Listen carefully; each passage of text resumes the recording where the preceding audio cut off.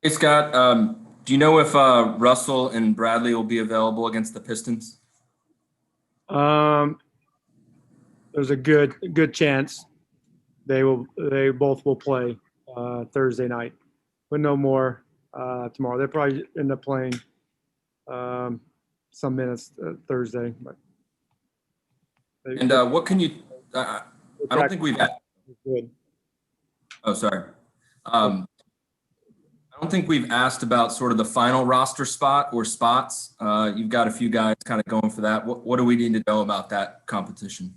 Well, nothing has been decided.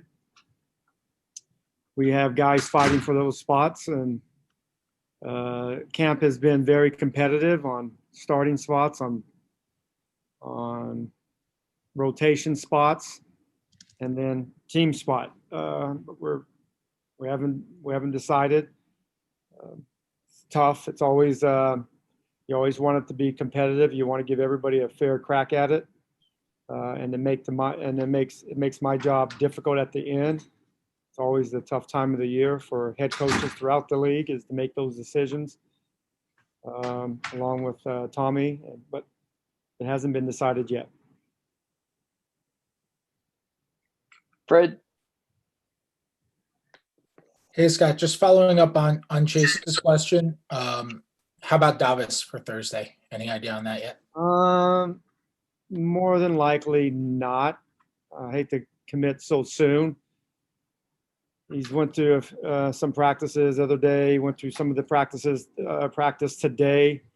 Every day we're going to plan to add a little bit more. We're just going to see how it plays out. We don't have to make a commitment now. We still have some time. But he did a little bit today, but not an entire practice. And then also with preseason being only 3 games now and 2 for some, do you ever talk to opposing coaches in advance in a way that you never would for like a game that actually mattered, to find something mutually beneficial, to make sure that you have like starters playing against starters or anything along those lines? I've done it in the past when we've had more games. I would give them a heads up. Hey, we're going to work on our zone. But we've done it in the past. Not this time. And there's only so many games, but no, sometimes in the past we've done it. Do you find that that's helpful? If a coach reaches out to you and does a similar thing, says, "Hey, we want to work on our zone," do you say like, "Okay, well, that gives us a heads up. We can work on our zone offense"? Like, do you find there's anything that way you react when it's made of you? It depends which coach is reaching out to me first.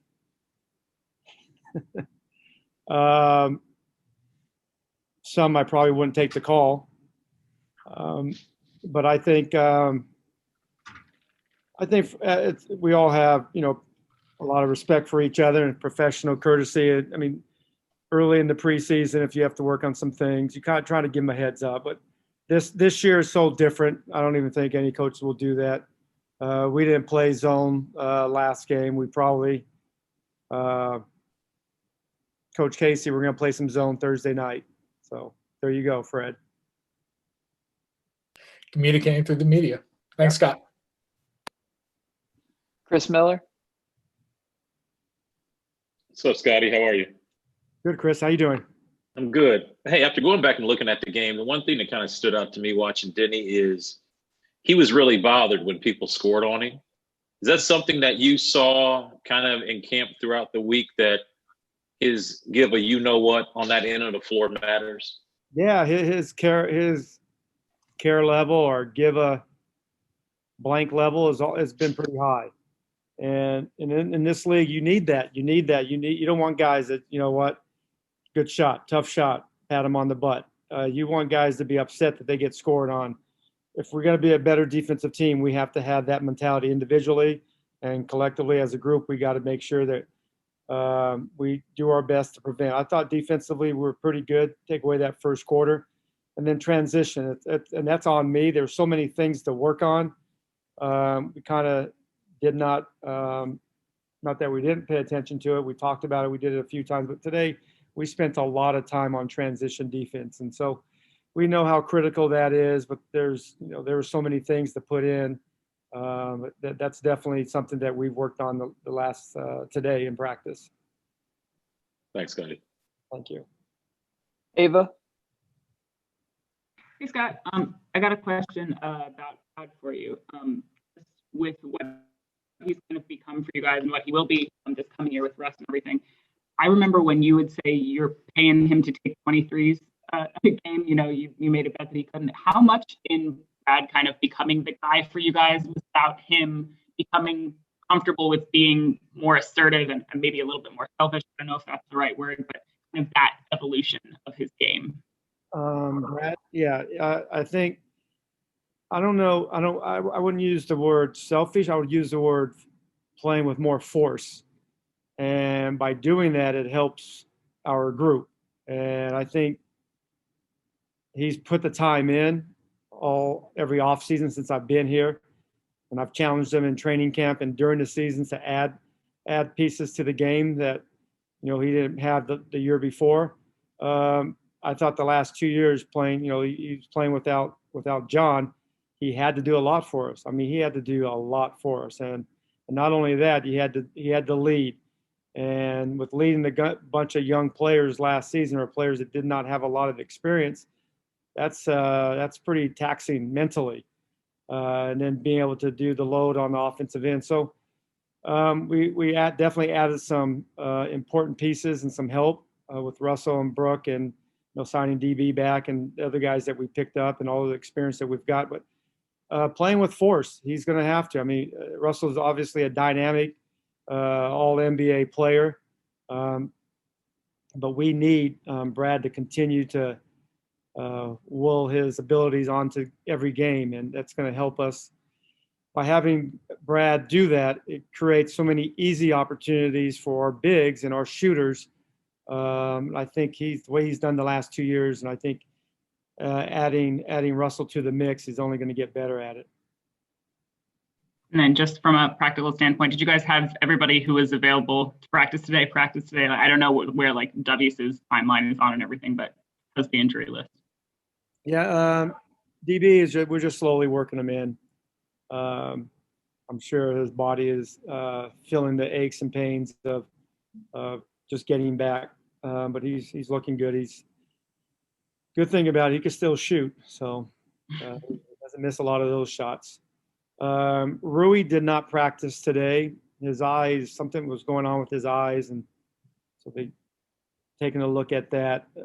Don't seem to be serious. He stayed out and just observed practice, and we didn't want to do any physical contact with him. But I'm sure he should be fine tomorrow.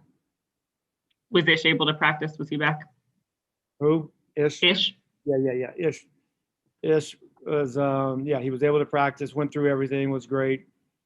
He'll probably tell you he blocked one of Russell's jump shots. So those two guys have a history together. So that was a big competitive thing during the practice today. Thanks, Scott. Thank you. Quentin? How you doing, Coach? Good, Quentin. How you doing? I'm doing well. Has Russell's no dunk order been lifted? And if so, what went into that decision for you to tell him no dunking in practice, or at least camp? Nah, I mean, Russell, he's obviously as explosive and dynamic, and that's a big part of his game. And I tell him, you got, whatever he has left, 5, 6, 7 more years of playing, and he only has, 2,349 dunks left. Let's save him for the game. You just want to save, it takes a lot. He won't want to admit it, but it takes a lot to get up there. I mean, I do these things throughout the years. I had him earlier in the year when he couldn't throw a lob. We had the no lob rule because he couldn't throw a lob to save his life. And I said, well, you had to practice individually before you could do it in the practice floor. And we would have weeks with no lobs, entire team. The no dunk was just for him. He's he takes practice as it's game 7. That is actually what makes him special. Been a lot of players, and he locks into practice like not a lot of players do, and that's almost like a protect him from his own wiring, his own mindset, because he would try to dunk on everybody, and I trying to save his legs and save his jumps for the game, but that's how he practices, and I know, so I try to do my job is try to control his intensity level. He doesn't need to do it in the dunks. Thank you, Coach. You're welcome. It is pretty awkward when he's up there about 15 feet in the air and he's laying it up, where that was going to be a crazy dunk over somebody. Yeah, but it's been good. All right, we got time for a couple more. Neil? And the only way to make him do it, I tell him if he dunks, the rest of the team has to run. So I'm sure one day during the season he's going to want guys running just to mess with them a little bit.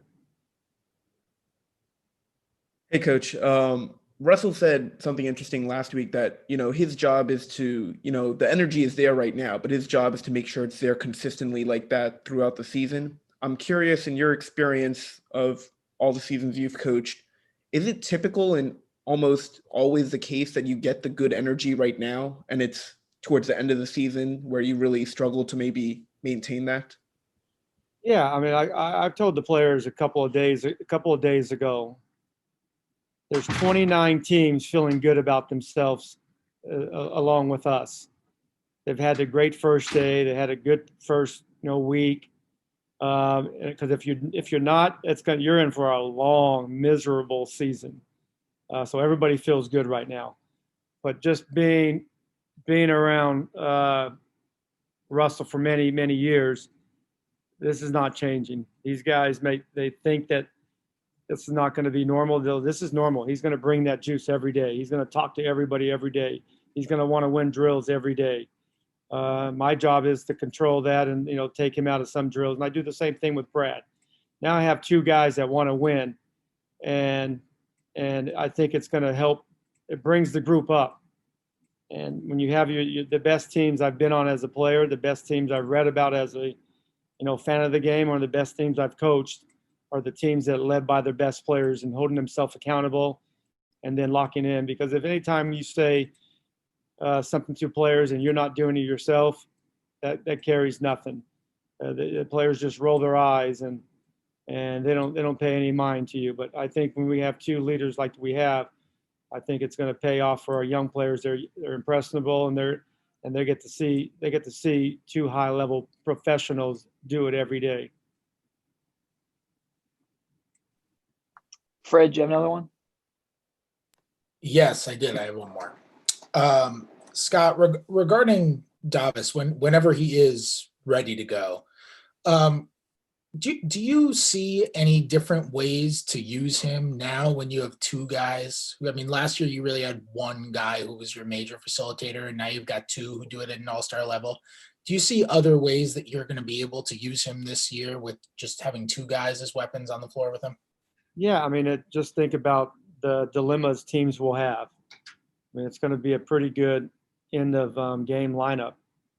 You got Russell, you got Brad, and you got DB. So you're going to have to pay attention to if Russell has the ball, depending on who other guys we have, and we can throw more shooters out there. That if you can't slip up on Brad, otherwise that's a quick 3. Russell has an ability to find guys with either hand. He's one of the best left-hander passers in the league. So it doesn't really matter what angle, because he can take it from the dribble and throw it. And same thing with DB. You mess up a split second, it's too late. And also Brad, Russell, and then Russell, if he's off the ball, he knows how to get to the rim on these quick passes that demand attention. And so it's tough to catch up to his speed. And also, I think another thing that we were going to see throughout the year is that when you have 2 really good players that demand a lot of attention, they see things that the coaches don't have to diagram. because they play with their instincts and they know how to read the game, and they can manipulate the defense more so than a set play. Because when you have a set play, a lot of the teams know what you're calling. They kind of prepare for that. But when you play what I call summertime, it's harder to defend because now you got good playmakers that can make split-second decisions. So I see it helping us big time when you have those two guys on the floor with DB. Thanks, Scott. Appreciate it. Is that it? Chase, did you have one more? Jeez, come on, Chase. Yeah, one more. Last Sorry. one. Gotta be good. Tommy, the other week said something really interesting about Davis Bertans, that he might be one of the most underrated transition defenders in the NBA. What does he do on the fast break defensively that stands out to you guys when you watch the film? I think his first three steps, and he's not paying attention. He's not an offensive rebounder. He's always going to, and that's a good thing. When we get an offensive rebounder, he has the ability, he sees the floor when the ball goes up in the air. So he's always reading where he can be. If we do get an offensive rebound, it could be a kick out three. Those are deadly. Those are, if you really want to piss off a coach, you make a few of those in a game and you just get so frustrated because you make them miss, they get an offensive rebound, and then you hit a three. So he does a pretty good job of floating back in case he can get there. So he's almost, he's 1/3 of the way back, and then he has an awareness. He's a smart basketball player, and the good thing I love about DB, he's not just a shooter. He's an all-around player, and you're going to even see more of that this year. And I love that about him. And when we signed him and having him back, we knew how important he is for our team. But yeah, he's definitely more than a shooter. His transition defense is good, but he knows how to play the game. All right, thank you, Coach. Okay, thanks, guys. Hey, Davis. Scott, Coach Brooks has told us that, they've been working you back sort of slowly since you joined the team a little bit late. What's that process been like for you? Well, every day, slowly doing some more stuff with the team. Whenever there's something that the medical staff think is a little too much, then I just go individually work on the other court, get some shots up, run a little bit more. And yeah, the whole idea is just slowly get me back in the 5-on-5. And I wanted to ask you about something Tommy Shepard said the other week about you, that you're an underrated transition defender. How would you kind of evaluate that part of the game for you, and what's your approach? Well, that probably is just coming after if I'm on the 3-point line, then it makes sense if I'm the first one back on transition. So that's kind of, I guess, that's how it works out in my favor. Chris Miller. Laser, how you doing? Good. How are you? I'm good. How would you evaluate Russell Westbrook's trash talk compared to yours? No, it's up there. It's up there. I've joined late, so I have to kind of catch up. But I've been holding it in for like 7 months, so I think at one point it's all gonna just come pouring out. So it's gonna be a lot of fun here. And to follow up, obviously, anytime somebody signs a big deal in the league, you'll always notice a teammate or a coach or someone will come up and ask for a loan. Has that happened to you yet? No, the only thing was Coach Brooks just asked me for a Starbucks gift card this morning. So I might get that for him. Thanks. Fred. Hey, Davis, what's going on, man? I'm wondering, you're really not going to get very much time. It sounds like maybe only one game at most to kind of work with, especially the new guys before you start playing games that matter. Especially now that you have a new point guard who's going to be such a central point of your offense. Are you doing anything to make up for the lost time to try to make the kind of easing in process a little bit easier? You watching more film, having different kinds of conversations, that kind of stuff? I don't think there's anything special because the type of player that I am, I just got to make sure that I'm in the right spot and make my shots. And even more so this year with Russ being on the team, there's going to be more opportunities for me to get those easy looks instead of working for them so much. And, I'm just going to be able to make those shots. And I guess like the last 7 months I've been working on shooting as always. So that should be fine. We saw you move up the ball so actively last year, and obviously you're comfortable shooting from wherever. But last year, you guys kind of worked off of one main major playmaker with Brad. Now that you have two out there, does it change at all how you operate? Does it change where you want to be on the floor, or are you still kind of making reads and doing your thing? Well, I think I've always been able to read the offense, and I know where I should be in every position. And I think it's just going to be easier for everybody since, there's a lot of defensive attention towards Brad, now having Russ too. And, we got, I think, more shooters. Everybody's improved during the summer. You can see that Rui's making threes. Denny is a pretty good shooter. So I think in that case, it's going to be a lot easier for Brad and Russ to attack the rim. And, if the defense has to pay more attention to them, then everybody else is going to be open around on the perimeter. So, I think the team's built offensively pretty great. It's going to be more what we're going to do on the defensive end, how we're going to talk on defense, how we're going to play, how hard we're going to play on defense. And that's going to be the main differential, whether we're going to win games or lose games. Thanks, man. Ava? Hey, Davis.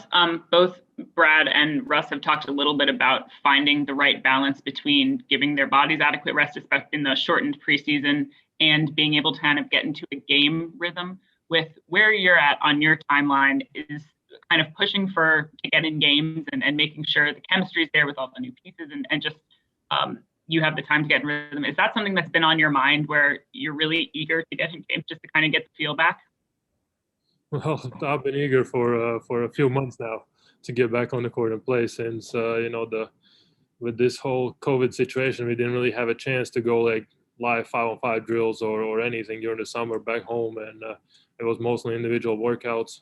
And coming back here, the chemistry is there from get-go. It's been great since I've been back. I think guys have a really good relationship already, and it's just going to take the work on the court until like those little things have gonna be like fixed, especially on the defensive end. Offensively, it's gonna be easy, I think, because everybody's a great player on offense.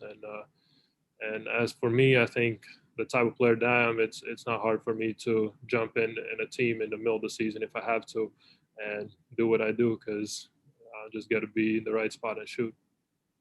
And we've heard so much already about what Russ brings as a leader. How have you seen him and Brad work off of each other in camp so far in terms of the being vocal aspect and that a little bit more into that leadership aspect of it? He's been very vocal, like these few practices that I've been here, and he's always teaching guys, especially the young guys. And as for Brad, I can feel that there's already a great chemistry because Russ is always looking for him. He knows that Brad's the one that's going to score for us the most, and he has to find him, set everybody up, and he's going to be the floor general, and he's going to have to see when he has to involve other guys more in offense when maybe Brad needs a little break. But overall, I think the chemistry has been great. Looking at that, we've been here together for just a few days. Thanks, Davis. Quentin? How you doing, DB? How are you? I'm doing good. My first question for you is not being able to play, at least so far, especially in that last preseason game. What was your assessment of what you saw from that team out there that played against Brooklyn? And also, I guess, the leap that you've seen from guys like Rui Hachimura and also your first impressions on Denny. So it's like a stack questions, but just in general, like your overall viewpoint of the first preseason game. In general, I think you could see that it's been a while since everybody been together on the court, and especially not having Brad and Russ in this game, you could feel that in the first half, every guy thought that was like, well, I can be the guy that can score.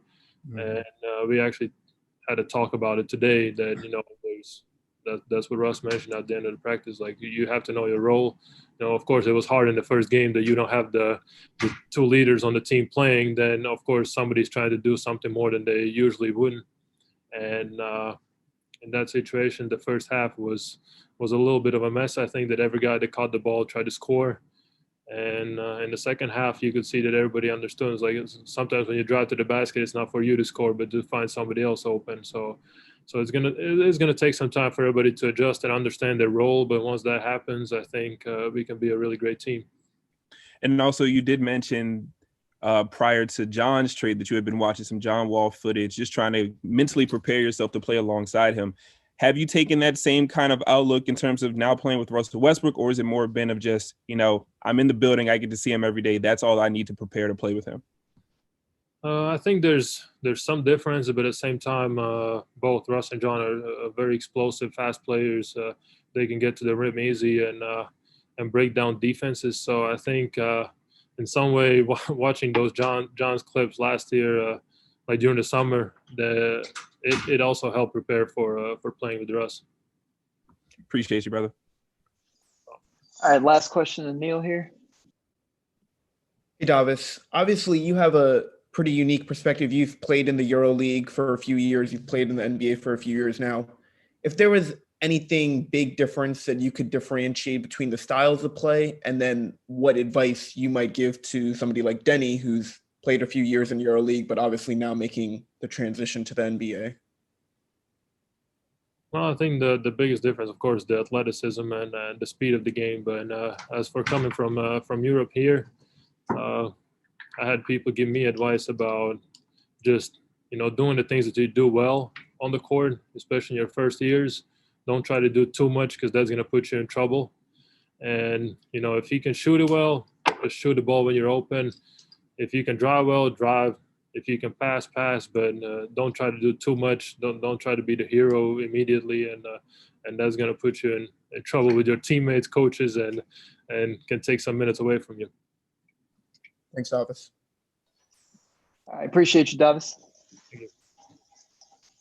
That's all we got for today, guys.